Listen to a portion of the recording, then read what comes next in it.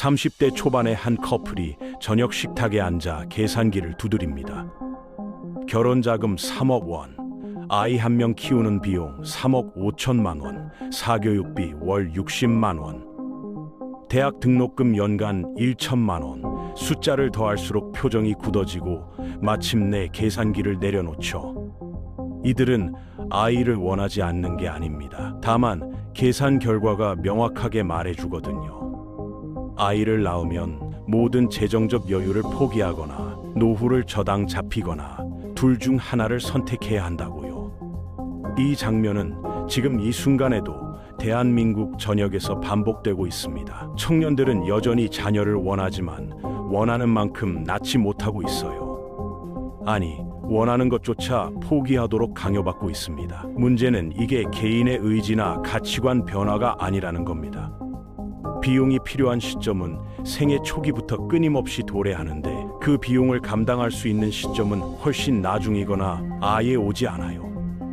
과거 가족과 공동체, 국가가 함께 나누던 양육의 책임은 어느새 시장이라는 이름으로 개인에게 전가됐고 청년들은 그 무게를 견딜 수 없다는 결론에 도달한 겁니다. 오늘은 한국 저출산의 본질이 출산 의지의 감소가 아니라 비용이 발생하는 시점과 감당 가능한 시점 사이의 치명적 불일치라는 구조적 역설을 파헤쳐 보겠습니다.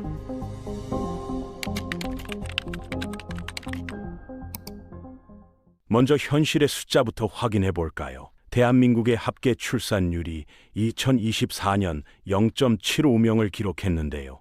서울은 0.58명까지 떨어졌습니다. 서울의 0.58명이라는 수치는 단순히 낮은 게 아니라 여성 100명이 평생 58명의 아이를 낳는다는 의미예요. 이 58명 중 여성은 29명 정도일 테고 이들이 다시 아이를 낳으면 17명이 채 안 됩니다. 불과 두 세대 만에 인구가 6분의 1로 쪼그라드는 거죠. 흥미로운 건 지역별 격차입니다. 세종과 전남은 1.03명으로 전국에서 가장 높고 경북은 0.9명 수준이에요. 반대로 서울 0.58명, 부산 0.68명처럼 대도시일수록 출산율이 급격히 낮아지죠. 이 차이는 무엇을 말할까요? 주거비가 높고 경쟁이 치열한 곳일수록 출산이 더 큰 경제적 도박이 된다는 겁니다. 그렇다면 핵심 질문을 던져볼게요. 출산과 양육에 필요한 돈은 언제 필요한가? 그리고 그 돈을 감당할 수 있는 시점은 언제인가? 이 두 시점 사이의 간극이 한국 저출산의 가장 근본적인 원인이거든요. 결혼부터 시작해볼까요? 2024년 기준 신혼부부의 평균 결혼 비용은 약 3억 원입니다. 이 중 주택 마련 비용이 2억 4천만 원으로 전체의 약 80%를 차지하죠. 예식장, 혼수, 신혼여행 등을 제외하면 사실상 주택비가 결혼의 가장 큰 장벽이에요. 20대 후반에서 30대 초반, 사회에 막 진입한 청년들에게 3억 원은 어떤 의미일까요? 대졸 초임이 평균 3천만 원 수준인 상황에서 10년 동안 한 푼도 쓰지 않고 모아야 가능한 금액입니다. 결혼은 이미 부모의 자산 지원 없이는 접근할 수 없는 사회적 자격증이 된 거죠. 그런데 더 큰 문제는 결혼 이후입니다. 아이를 낳으면 영유아기부터 대학 졸업까지 약 3억 5천만 원이 추가로 필요해요. 정부가 2024년부터 영아기 부모급여를 확대해서 0세부터 1세까지 약 2천만 원을 지원하고 있지만 이 돈은 실질적인 양육비 경감으로 이어지지 않습니다. 왜냐하면 보육 서비스가 이미 시장화됐기 때문이에요. 국가가 지원금을 올리면 민간 어린이집과 사교육 시장도 가격을 올려버립니다. 결국 부모의 본인 부담금은 크게 줄지 않는 구조죠. 2018년 기준으로 보육비 중 추가 비용 비중이 40%를 넘었는데 이건 기본 보육료 외에 특별 활동비나 추가 프로그램 비용을 의미해요. 정부 지원은 바닥을 깔아주지만 실제 경쟁은 그 위에서 벌어지는 겁니다. 예를 들어 국공립 어린이집 기본 보육료는 정부가 지원하지만 영어 수업이나 미술 활동 같은 특별 프로그램은 별도로 돈을 내야 하죠. 다른 아이들이 다 하는데 내 아이만 안 시킬 수 없다는 심리가 작동하면서 추가 비용은 계속 올라갑니다. 자녀가 초등학교에 입학하면 본격적인 사교육비 전쟁이 시작됩니다. 2024년 기준 사교육비 참여 학생 1인당 월 평균 지출액은 약 59만 원이에요. 여기에 초등학교 6년, 중학교 3년, 고등학교 3년을 거치면서 누적 비용은 1억 원을 훌쩍 넘어갑니다. 자녀 한 명을 대학까지 보내는 데 드는 총 비용 3억 5천만 원 중 절반 이상이 학령기에 집중되는 거죠. 그런데 이 비용이 정점을 찍는 시기가 언제일까요? 부모가 40대에서 50대로 넘어가는 시점입니다. 자녀가 중고등학생이 되면 사교육비는 최고조에 달하고 대학에 진학하면 등록금과 생활비가 쏟아지죠. 문제는 한국의 고용 구조상 50대 이후 고용 안정성이 급격히 떨어진다는 겁니다. 명예퇴직, 정리해고, 비정규직 전환 등으로 소득이 하락하는 시기에 지출은 최대치를 기록하는 거예요. 실제로 한국 남성의 평균 퇴직 연령은 49세 전후이고 이후 재취업하더라도 임금은 이전의 절반 이하로 떨어집니다. 자녀가 대학생일 때 부모는 정년을 앞두거나 이미 퇴직한 상태인 경우가 많죠. 이런 상황에서 연간 1천만 원이 넘는 등록금과 생활비를 부담하려면 노후 자금을 끌어쓸 수밖에 없어요. 청년 세대가 이 모습을 보면서 내리는 결론은 명확합니다. 자녀 교육에 올인하면 노후는 보장받지 못한다는 거죠.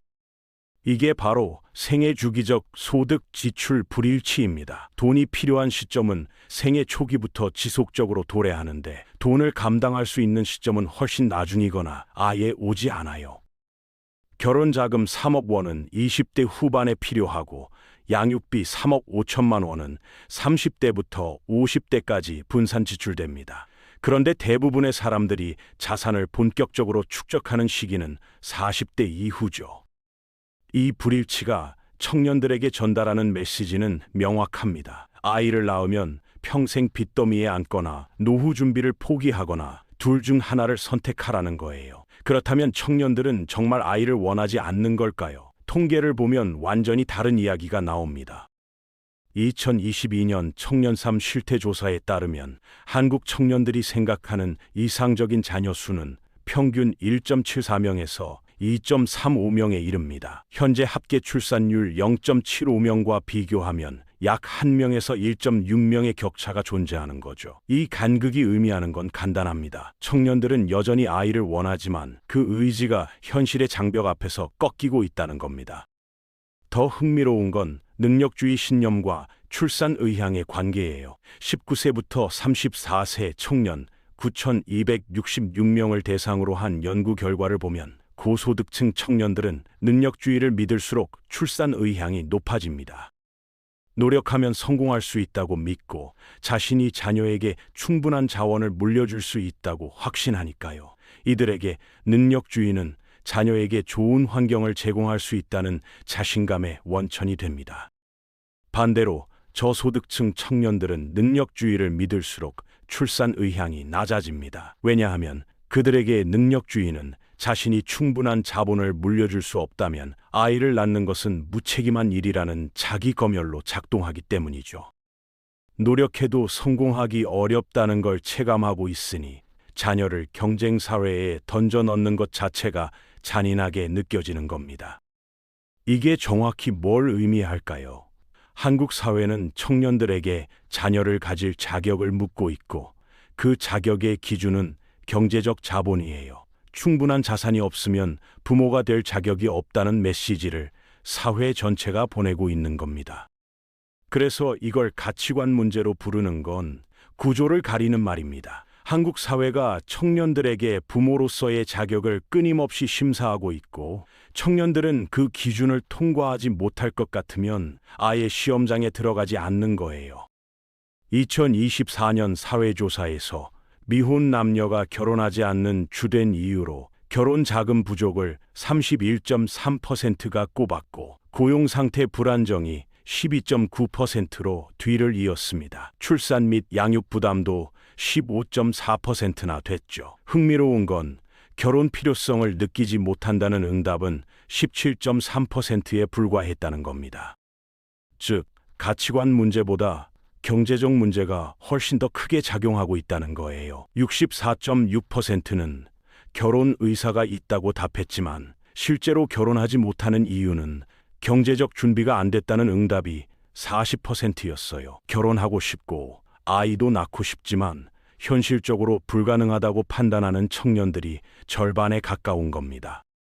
이 수치들이 말해주는 건 명확합니다. 저출산 문제는 개인의 선호를 바꾸는 캠페인으로 해결될 문제가 아니라 생애 초기 자산 형성의 장벽을 제거하는 구조적 개혁으로만 해결 가능하다는 거죠.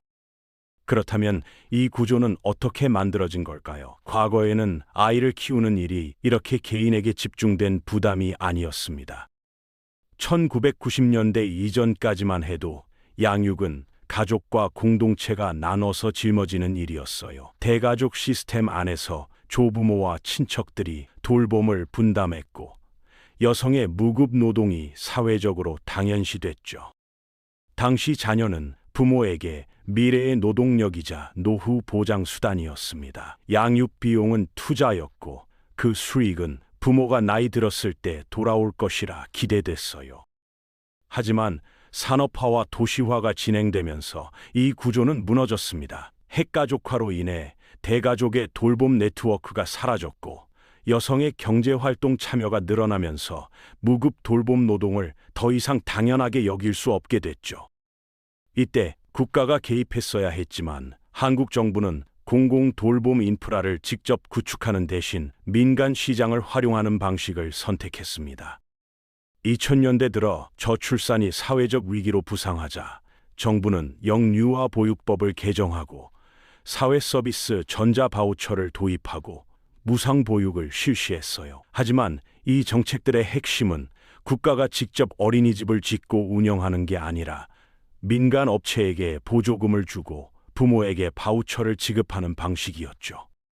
이건 돌봄의 시장화를 의미합니다. 정부는 제한된 예산으로 양적 확대를 꾀하기 위해 영세한 민간 기관의 진입을 허용했고 민간 기관들은 이윤을 극대화하기 위해 기본 서비스 외에 추가 비용을 받기 시작했어요. 과거 공동체와 가족 내 여성이 무급으로 담당하던 돌봄이 이제는 돈을 주고 구매해야 하는 상품이 된 겁니다. 국가 지원금 이상의 고품질 서비스를 원하는 부모들은 사적 시장에서 더 큰 비용을 지불하게 됐죠. 사교육도 같은 경로를 밟았습니다. 1970년대 정부는 사교육을 금지했지만 1980년대 중반 이후 점진적으로 허용하기 시작했어요. 1990년대와 2000년대를 거치면서 대학 입시가 사회적 지위를 결정하는 핵심 기제가 되자 부모들은 자녀의 사교육에 가계소득의 10%에서 16%를 쏟아붓기 시작했죠. 유럽의 복지국가들이 교육을 공공재로 다루며 국가가 비용 대부분을 부담하는 것과 달리 한국은 교육을 계층 이동의 지위제이자 사유제로 방치했습니다. 한국 가구의 총 소비 지출 대비 교육비 비율은 11%에서 16%로 1% 내외인 북유럽 국가들이나 2%에서 8% 수준인 영미권 국가들보다 압도적으로 높아요. 이건 국가가 담당해야 할 인적 자원 육성 비용을 부모 개인이 고스란히 떠안고 있다는 증거입니다. 여기까지를 정리하면 간단합니다. 한국에서 출산은 아이를 원하느냐의 문제가 아니라 자산이 거의 없는 시점에 인생 최대 비용을 선지급할 수 있느냐의 문제예요. 결혼자금 3억 원은 20대 후반에, 양육비 3억 5천만 원은 30대부터 50대까지 요구되는데 대부분의 사람들이 자산을 본격적으로 축적하는 시기는 40대 이후죠. 이 불일치가 출산을 불가능하게 만드는 구조적 원인입니다. 그런데 이 구조를 만든 책임은 어디에 있을까요? 이 과정에서 가장 큰 이익을 취한 집단은 기업이에요. 부모들은 막대한 시간과 비용을 들여 자녀를 미래의 유능한 노동자로 키워내지만 기업은 이 과정에 거의 기여하지 않으면서 숙련된 노동력을 활용해 이윤을 창출합니다. 이 구조에서 출산은 사적 선택으로 보이지만 실은 사회 전체의 생산 기반을 유지하는 공적 행위예요. 경제학적으로 자녀 양육은 사회 전체에 긍정적인 외부 효과를 제공하는 인적 자본 생산 활동이거든요. 그러나 현재 한국 사회는 인적 자원을 사용하는 기업과 국가가 그 생산 주체인 부모에게 적절한 보상을 제공하지 않는 불공정한 구조를 가지고 있죠. 자녀를 낳지 않은 개인이나 기업도 다음 세대가 창출하는 가치와 사회 보장 제도의 혜택을 동일하게 누리는 무임승차 문제가 발생하는 겁니다. 한국의 기업 문화는 출산과 양육을 노동자의 개인적 사정으로 치부하며 육아휴직을 사용하는 노동자를 비효율적 존재로 낙인 찍어요. 정부가 육아휴직 급여를 인상하고 부모 합산 3,900만 원까지 지원하는 제도를 도입했지만 민간 영역에서 실제 사용률이 낮은 이유는 바로 이 기업의 배타적 문화 때문입니다. 여기에 더해 양육 비용은 금전적 지출에만 국한되지 않습니다. 부모, 특히 여성에게 집중되는 시간의 기회 비용이 출산 결정을 막는 또 다른 강력한 요인이에요. 1999년부터 2014년까지 시간 사용 조사를 보면 부모들의 자녀 돌봄 시간은 지속적으로 증가했고, 특히 고학력 부모일수록 자녀와 보내는 시간이 더 가파르게 늘어났습니다. 이건 사교육 경쟁과 더불어 부모의 직접 케어가 자녀의 경쟁력으로 여겨지는 사회적 압박 때문이죠. 여성이 출산과 양육으로 경력이 단절되면 평생 소득 손실이 발생하는데, 이걸 금액으로 환산하면 수억 원에 달합니다. 3억 5천만 원의 현금 지출보다 경력 단절로 인한 기회비용이 훨씬 큰 거예요. 이제 이 모든 요소가 어떻게 작동하며 청년들을 출산 시장에서 배제하는지 3단계로 정리해 볼게요. 1단계는 진입 장벽의 거대화입니다. 생애 초기, 자산이 가장 적은 시점에 3억 원 규모의 주거비와 결혼 비용이 요구됩니다. 이 단계에서 대다수 청년은 부모의 자산 지원 없이는 가족 형성 단계로 진입조차 못해요. 출산의 기회 자체가 박탈되는 첫 번째 필터가 작동하는 거죠. 이 단계는 양육의 럭셔리화입니다. 아이를 낳은 후에도 공적 보육 시스템은 민간 사교육 시장과 결합하여 끊임없는 추가 지출을 요구해요. 자녀의 수보다 질을 중시하는 인적 자본 투자 모델이 작동하면서 자녀 한 명에게 투입되는 한개 비용이 급격히 상승합니다. 남들만큼 키워야 한다는 평균 올려치기 문화가 양육의 표준 비용을 개인 소득 수준 너머로 밀어올리는 거죠. 예를 들어 초등학교 저학년 자녀를 둔 부모들이 학원을 보내지 않으려고 해도 반 아이들 대부분이 영어 학원과 수학 학원을 다니면 내 아이만 안 보낼 수 없는 구조가 됩니다. 이건 개인의 과소비가 아니라 사회 전체가 만들어낸 경쟁 압박이에요. 자녀 한 명을 제대로 키우려면 3억 5천만 원이 필요하다는 계산이 나오는 순간, 둘째를 낳는다는 건 7억 원의 책임을 떠안는다는 의미가 되는 겁니다. 3단계는 미래 위험의 가시화입니다. 양육 비용의 정점이 40대에서 50대에 도달하는 반면 한국의 고용 구조는 이 시기부터 불안정해져요.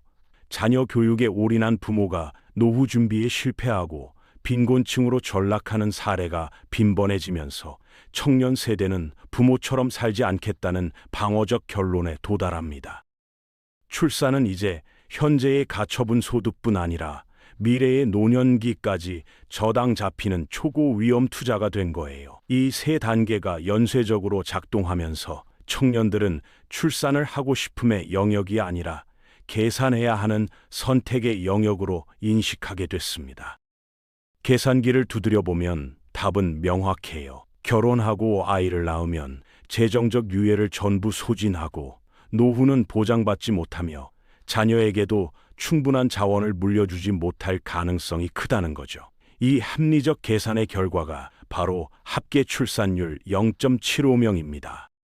그렇다면 해결책은 무엇일까요? 단순한 현금 지원 확대로는 이 구조를 바꿀 수 없습니다. 왜냐하면 지원금이 늘어나면 시장 가격도 함께 상승하기 때문이죠. 근본적 전환이 필요한 부분은 크게 세 가지입니다. 첫째, 주거와 교육이라는 사회적 입장료를 획기적으로 낮춰야 해요. 청년층의 소득 대비 과도하게 높은 주거비 문제를 해결하지 않고서는 어떤 출산 장려금도 효과를 거둘 수 없습니다. 또한 사교육비를 가계의 선택이 아니라 구조적 강요로 만드는 대학 서열화와 학벌주의 노동시장을 개혁해서 인적 자본 투자 비용을 공공화해야 하죠. 둘째, 돌봄의 시장화를 멈추고 공공성을 담보하는 파트너 국가 모델로 이행해야 합니다. 돌봄 서비스를 민간에 위탁하고 현금 바우처를 지급하는 방식은 필연적으로 가격 상승과 서비스 격차를 낳아요. 국가가 양질의 돌봄 인프라를 직접 운영하고 노동자 처우를 보장함으로써 부모들이 시장 가격에 휘둘리지 않도록 해야 합니다.